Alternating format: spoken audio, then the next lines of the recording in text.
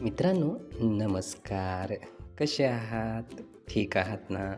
मित्रांनो, या यूट्यूब चॅनलमध्ये आपले सर्वांचे मनपूर्वक स्वागत. मित्रांनो, आज आपण मानकाच्या प्रकारामधील दुसरा प्रकार बघणार आहोत आणि तो म्हणजे श्रेणी मानक होय.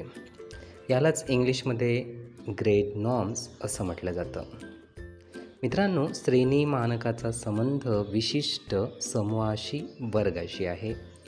यामध्ये आलेल्या प्राप्तांकाला विशिष्ट वर्गातील समूहातील श्रेणीशी पडताळून पाहिले जाते.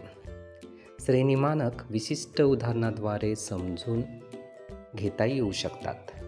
चाचणीकर्त्याला बुद्धी चाचणीसाठी श्रेणी मानक तयार करायचे असल्यास सर्वात आधी एखादे वय निर्धारित करावे लागेल.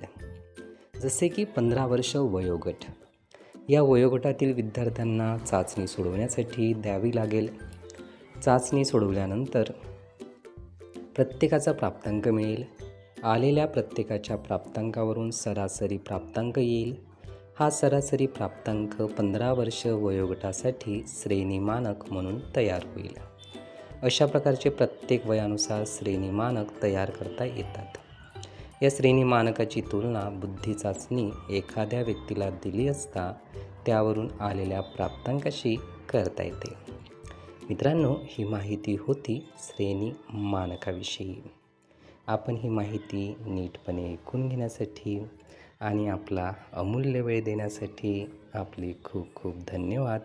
आपले जीवन खूप सुखी, सुंदर, आनंदी आणि यशस्वी होण्यासाठी आपल्याला भरभरून खूप खूप शुभेच्छा.